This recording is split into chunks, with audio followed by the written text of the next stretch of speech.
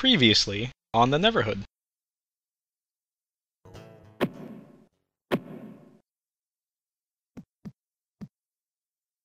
The firstborn of Numeron was Narbus, the clone of Numeron. The firstborn of Narbus was Thepobin, the similar. Then Libda, Maspim, Mishmash, Hamda, Bim, Dad, Emat, Juder, Big Efish, Shiphan, and Hamdek. These were the sons of Narbus, and the sons of Thepobim were Narmis, Jok, Gok, Wim, Nabi, Ichi, Ich, Kashi, Chikachepe, and the sons of Raf, Makinkrog, Abdiba, Inkerkog, and Ha. These were the sons of Thepobin the Similar. And there's nothing here. And Numeron was the father of Numeron Jr. The sons of Numeron Jr. were Limimba and Sapanapa. The sons of Limimba were Zaphiel, Loiter, Shohorf, Malagasket, Haruk. The sons of Zaphiel were Nambit, Ramo, Fez. Hey there folks, and welcome back to Let's Play the Neverhood. Let's finish up with the Hall of Records here, and head back outside to our little hub world of our introductory area here. This episode we're going to finish up the introductory area and head over to some other parts of it. First things first, let's take a look at that cochlear looking cave over there, covered in what looks like possibly seashells, or as I said, cochleas, or something like that. Looks kind of weird and organic, to me anyway. A bunch of spirals, basically. And here we have a big door with one light lit up. You might notice that the light color is actually the same as that button we pressed long ago. So there's two other buttons to press somewhere that will unlock the store. So let's go ahead and try to find those.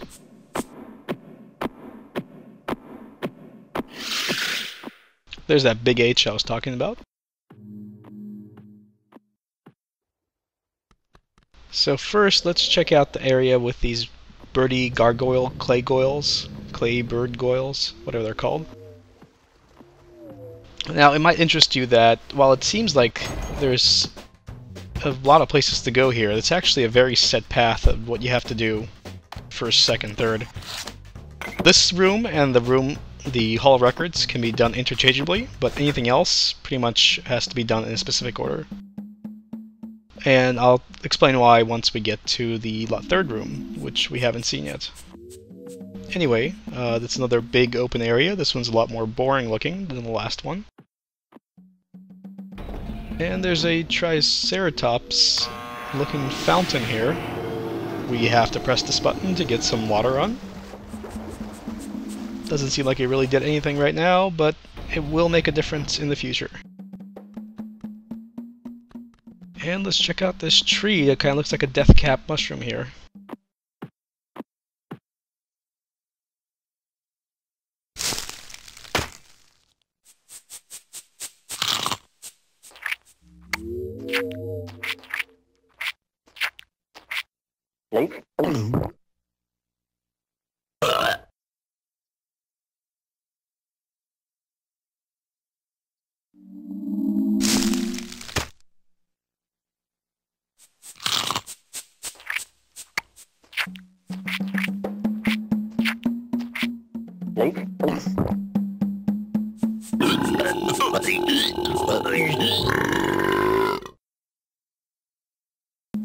And that is the belching tree. As Clayman eats more fruits, he'll belch for a longer time. So the more you eat, the longer the belches get, to the point where it gets pretty ridiculous.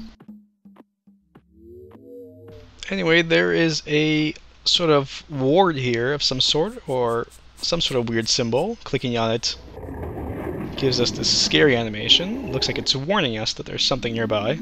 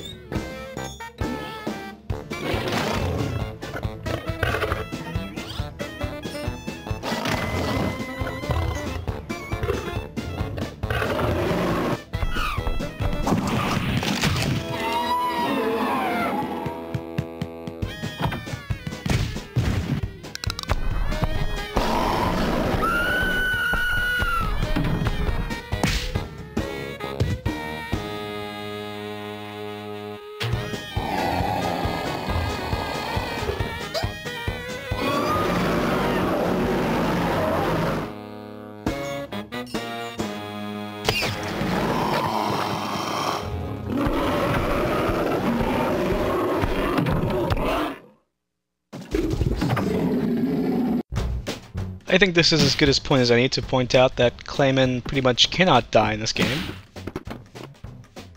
Losing his head is just a small hindrance. And let's check out this hanging dummy effigy thing here, and this console that we kind of ignored before. Here is yet another very simple puzzle. Clicking on these squares will swap pieces. Specific pieces will do specific swaps. I believe after you click them enough, they will swap it with the main Klayman little effigy there. But it's a very simple puzzle. It just requires you to click on these things a couple times, and it pretty much sets up the effigy in its own place until it's made out of dynamite.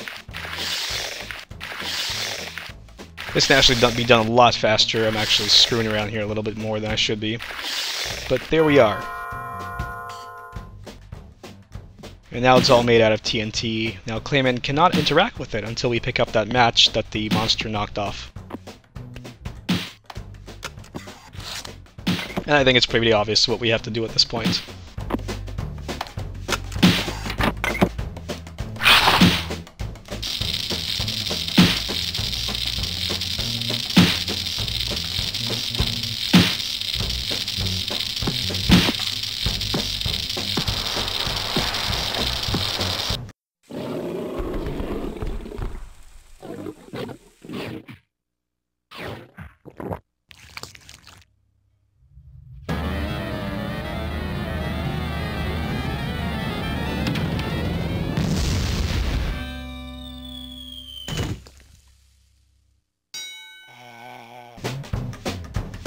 And with the monster gone, we can now explore that area behind him that he blew open a hole to. Once again, we have to make a trek through this wide open area here with not much going on.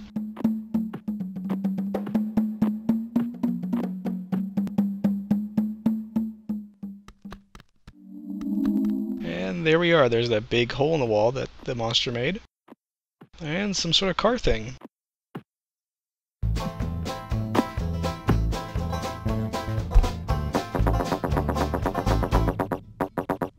So I like to call this section almost the equivalent of the King's Quest walk on the bridge or a tight path type deal, where if you misclick on this path here, Klayman will wrap back around, and it's just really annoying and not really difficult. I think one of my biggest complaints about this game is the fact that it has way too many annoying space puzzles, such as this one, such as the Hollow Records. And hey, another button down. There tend to be more and more of them throughout the game. They seem to think that annoying the player seems to be a substitute for stimulating them into thinking about how to solve a puzzle. As you can see there, I misclicked and Klayman started moving in the wrong direction, but I caught him before he stopped unraveling the spiral here. And that's pretty much all we can do here. That was all just to press that button to get another part of the door unlocked. So let's make that trek all the way back. Now, one thing to note is that this game does have a speed up cheat code that will make all the animations move at twice normal speed. Problem is it does not work in these first-person sections. And in the third-person sections, when you use it, it actually makes a lot of the stuff look a lot worse than it should be. Things just don't work as well as they would when they're playing at regular speed. So I'm not going to use it. Mostly I'm just probably going to cut out some of the walking, as in the future you're going to have to do more and more of it in the game. Alright, with those two out of the way, we can now check out this third room to the left here.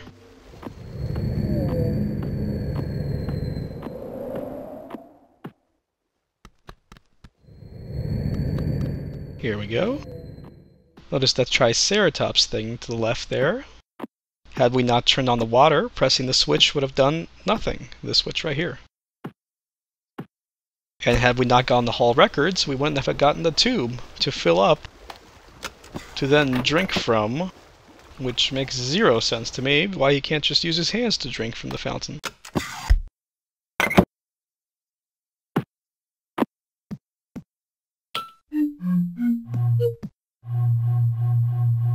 Now this is a sound-based puzzle. I had a lot of trouble with this as a kid. Doing it now, it's actually pretty simple. You can definitely hear the differences in the sound.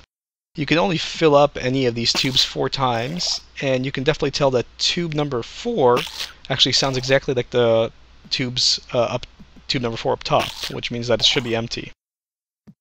Spitting 5 times will make that splash sound, which means that you've overfilled it.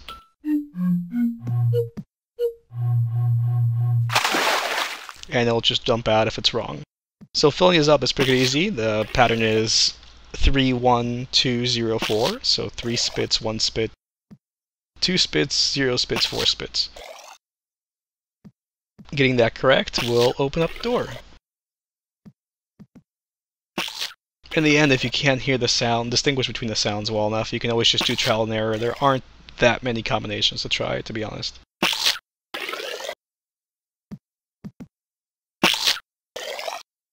Although it will take a little bit of time.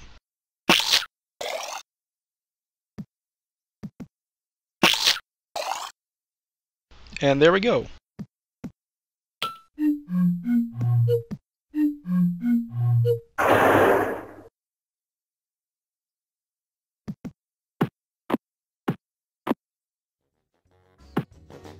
Hey, claim it!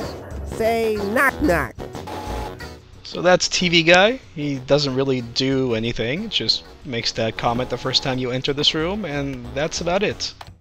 There's another disc on the ground, and another window to check out. Now, some of these windows may seem pointless, but they actually give pretty good hints as to where to go in the future, if you know what you're looking for. So another disc on the ground, a video player, and retracted spikes that look very similar to the spikes in the Hall of Records. And there's that cannon that we saw earlier in the animation. So we need to make these spikes extend somehow. It should be fairly obvious that the Hall of Records button is what makes them extend, so let's head back there. And as I mentioned earlier, this game has quite a bit of backtracking, and it's not shy about having you do it. I do think it's clever that when you press that button, the sounds outside play from the pipes. So here we head back to the Hall of Records to close the spikes, extend the spikes, I mean. But yeah, there's quite a bit of backtracking in the game, and right now it's not so bad, but due to how slow Clayman walks and how many screens you have to go through sometimes, it does get very annoying to go through a later section of the game and have to walk all the way back to one of the first rooms, sometimes up to the point of taking you, 3 to 5 minutes to get there. And I turned off the lights for a reason, because there's one other thing to look at here, and that's back down in that little cubby hole thingy place with the animation of the robot getting shot. So there's some weird glow-in-the-dark glyphs here. These are actually kind of sinister because you won't always think about going down here with the lights off. Anyway, pushing this button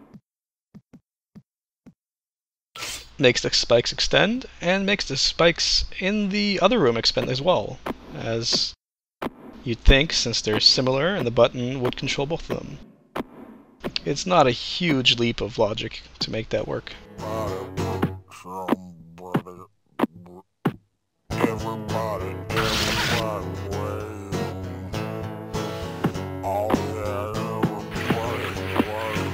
So let's go ahead and head back to the other room with the TV guy and see if we can climb up those spikes now that they've been extended.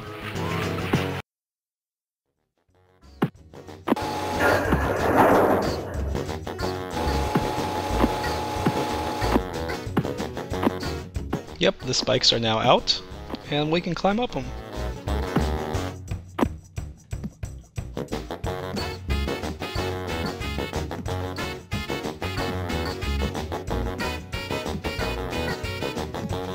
And this is why I didn't want to mess with the TV screen earlier, is because there's another disc on the ground that we should probably pick up before we watch the TV.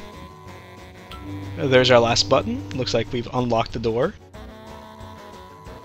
And looks like there's some sort of weird fly trap there with something twitching on it. Might be worth taking a look at, but first let's see what's in the window. Not much of anything useful.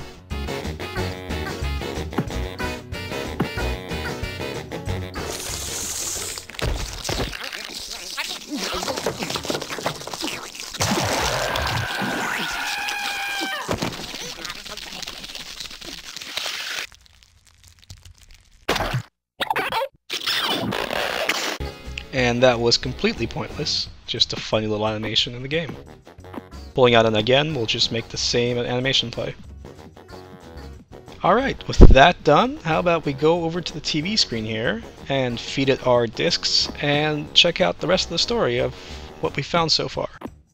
I think that's about it for this update, so I'll see you folks next time.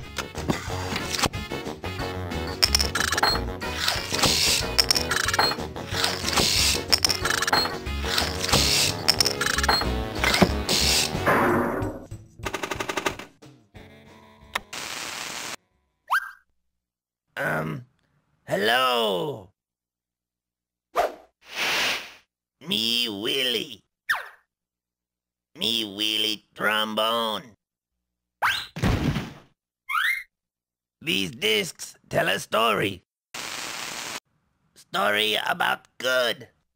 Story about bad. These discs are all that are left of the true story. True story of the closing of the Third Age. Willie know that once you know this truth, then you know what to do. Listen, I tell you. It all starts with Hoborg, a being who had to create because he had to. He make a world full of beauty and wonder. This world, the Neverhood, a world where he could live forever and evermore. Hoborg thought this world would make him happy, but it make him sad. Walking around his big, beautiful new world make him feel all alone.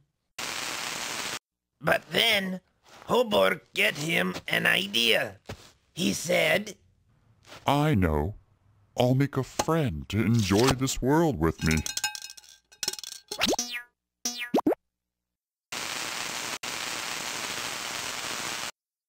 With you by my side, I'll make more "Crown!" No! I mean, no, Clog. This crown is the only thing that you cannot have. Sitting in the throne room, Hoborg start thinking about who he make next.